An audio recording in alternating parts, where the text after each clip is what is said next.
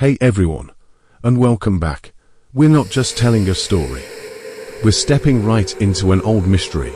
A tale so full of sadness and secrets, it's been haunting a Polish village for hundreds of years. And trust me, by the end of this, you're gonna be looking over your shoulder. The Village with Secrets. This is Rue Story Times.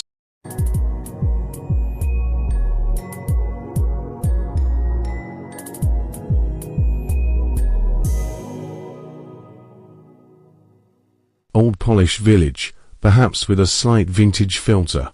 Then, slowly, the visual shifts to more ominous, shadowed parts of the village, focusing on an old, big, broken-down house. Stężago, Poland, a place so beautiful, tucked away among green hills. It looks like something out of a storybook. But don't let its beauty fool you. For a long, long time, the wind blowing through those old trees here in Stężago carried whispers of a ghost, a sad figure known only as the Wailing Widow, her story. Hidden in the past, a spooky secret passed down quietly, almost like a scary bedtime story, until a new start and an old fright fade to old-looking photos or artistic drawings of a Polish family from the early 1900s looking hopeful. Then, a picture of a big, old, fancy, but slightly run-down house. Fast forward to 1900. The Nowak family shows up. They're new to town, full of big dreams, and they buy this huge, old, broken-down house on the very edge of Stężago. They saw a lot of potential, rustic charm, and the peaceful country life they always wanted. What they didn't see was the ghost waiting for them. A leftover from a love that ended terribly.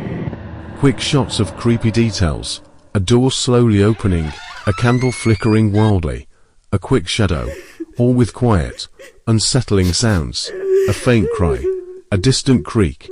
At first, it was just talk, village gossip. The Nowaks, being practical people, just laughed it off as old tales. Just old stories, Jan Nowak, the dad, would say. But as they settled in, the feeling in their beautiful new home started to change.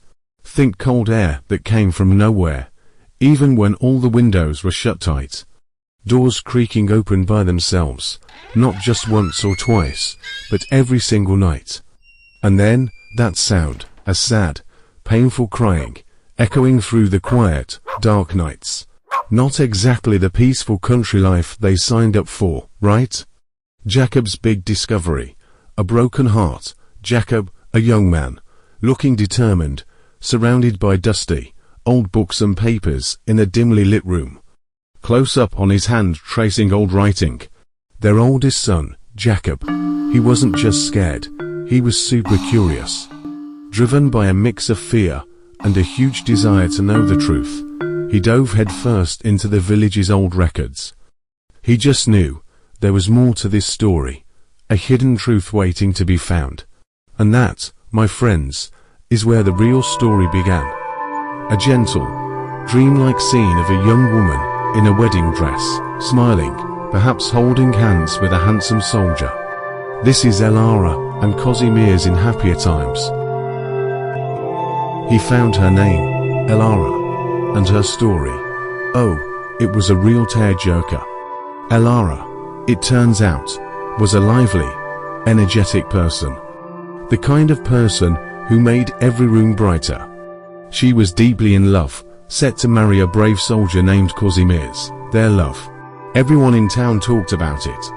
It was so strong it seemed like nothing could break it. Their wedding day, planned for the spring of 1847, was super close. The whole village was buzzing with excitement, getting ready for the biggest party in years.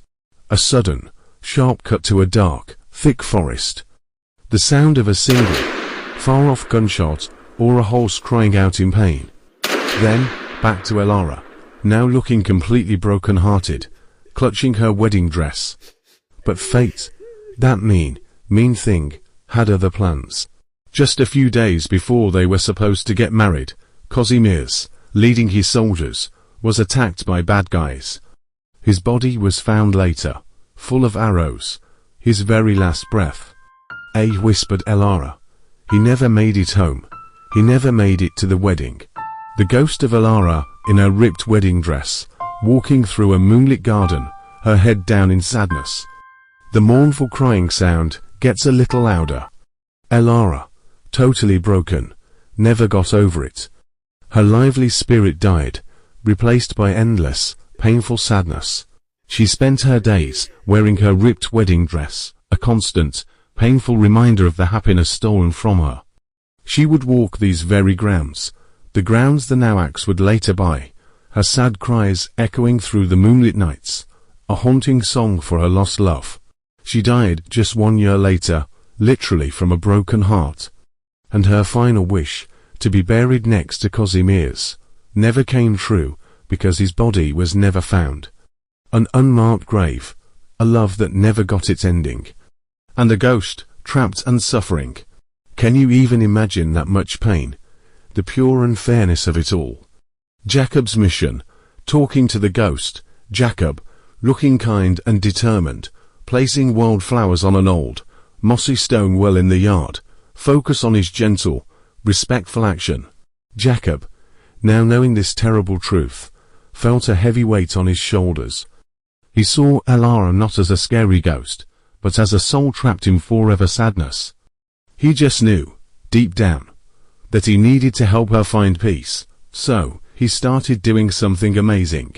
He began leaving small gifts on that old stone well in the garden, wildflowers he knew Elara would have loved, a small wooden carving of a soldier's horse, symbols of the love that was taken from her. He was trying to talk to her, to bring her comfort, to build a bridge between their worlds. Subtle effects showing the haunting getting weaker. The cold air isn't as strong, the creaking doors sound less scary. The crying sound changes from desperate to more like a plea. And something changed. The intense cold air wasn't as strong.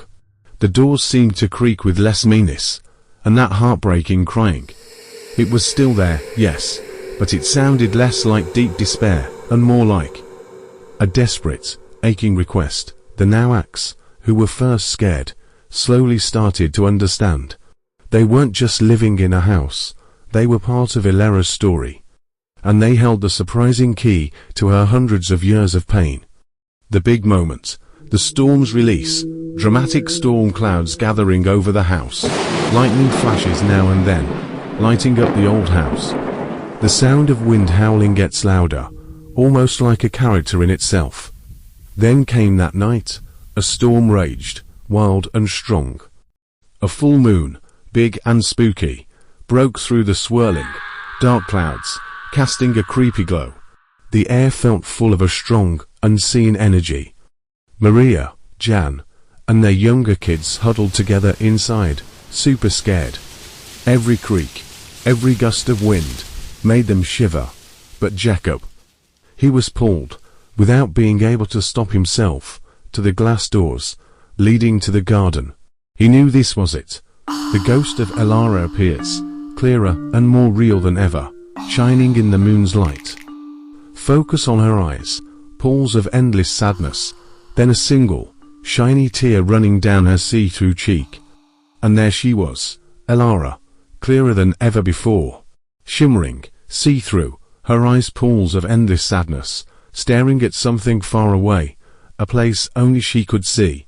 Still in her ghostly wedding dress, its spooky lace looking like moonlight on water. And that single, shiny tear, born from hundreds of years of silent pain. Jacob, stepping out onto the porch, looking very kind and determined. Show the difference between his living body and her ghostly one. Jacob, his heart pounding super fast, stepped out onto the porch. The wind blew fiercely around him. Elara, he whispered, his voice rough with feeling. Casimir's, he loved you, he always did. A close-up on Elara's face, her eyes looking at Jacob, her ghostly shape shimmering. A soft, sad cry escapes her lips. This is the moment they truly connect. The wailing widow turned. Her eyes, usually distant, now looked right at Jacob, filling him with hundreds of years of sorrow. A soft, sad cry came from her, a sound that hurt him deep inside. He finally got it. Her pain wasn't just losing Kazimierz, but the awful not knowing where he was buried, the broken promise of their forever together. She was stuck because of that last, broken promise. A soft, warm breeze blowing through the garden, even as the storm still rages a bit in the background. Then, a subtle, almost unnoticeable sight and sound, a faint, faraway trumpet, the sound of horse flags flapping, and the distant, sad tunes of an old song, Kazimierz's presence. "He waits for you," Jacob kept saying, his voice steady and strong. "He is at peace. You must find yours. You are free." As he spoke, a soft, warm breeze, carrying the faint smell of spring flowers, blew through the garden, even with the storm still going on. And then, a sound, very faint, almost unheard. A whisper on the wind, like the flapping of horse flags, and the far-off, sad tunes of an old song, Kazimierz. Ilara's ghostly shape starts to glow brighter, becoming almost like light. Her eyes, once sad, now show a hint of understanding, of deep, complete peace. She raises a see-through hand, not scared, but reaching out for an unseen hug. Ilara's ghostly shape started to glow brighter, becoming almost like pure light. Her teary eyes, once so sad, now showed a hint of understanding, of finally knowing, of deep, complete peace. She raised a see-through hand, not in anger, not in fear, but as if reaching out for an unseen hug, for the love that had been waiting for her all this time. A beautiful, so dissolve of Ilara's shape, like fog in the morning sun, disappearing into the peaceful landscape, followed by a shot of the now calm, silent garden, maybe bathed in the soft light of sunrise. The storm is totally gone, and then, just like that, she was gone. She disappeared, like fog in the morning sun, fading into the very air, leaving behind only the lasting smell of lilac, and a deep, strong calm that settled over the whole property. The storm had passed, replaced by an amazing quiet. The Novak family, looking calm and happy in their home, maybe sharing a quiet moment. A shot of the now peaceful house, bathed in warm sunlight, perhaps with children playing happily in the garden, where Ilara once cried. The storm outside stopped. The Novak family, huddled together inside, felt it too, the huge release of tension, the lifting of a burden that was hundreds of years old. They didn't leave Sturziga, they stayed. The strange things stopped happening. The house, once full of sad sounds, now felt calmly peaceful. The fear was gone. Jacob, perhaps a few years older, looking thoughtful and content, maybe holding an old book about local history, now looking at a framed photo of his family. Jacob, forever changed by meeting Ilara, spent his time learning and sharing their amazing story. He made sure Ilara and Kazimierz's tragic love would be remembered, honored, but no longer feared. The villagers, they stopped talking about the wailing widow. Instead, they started talking about the spirit of Sturziga, a guardian of love, proof of how strong a story can be when it finally gets its peaceful, beautiful end. A final beautiful, wide shot of the Sturziga village and the Novak house, bathed in golden light, showing a feeling of lasting peace and quiet beauty. And that, my friends, is how a family, just buying a house, became the surprising key to ending an old sadness and finally bringing peace to a troubled ghost. It just goes to show you sometimes the scariest stories are just sad calls for understanding. So, what do you think of Ilara's story? Have you ever felt a connection to a place, an old story that felt almost like magic? I want to hear about it. Share your thoughts and your own experiences in the comments below. And if this tale made your spine tingle, don't forget to like this video, share it with a friend who loves a good ghost story, and definitely subscribe for more chilling tales and amazing histories right here on our channel. You don't want to miss what we find next. Until then, stay curious, stay safe, and maybe, just maybe, listen a little closer to the whispers in the wind.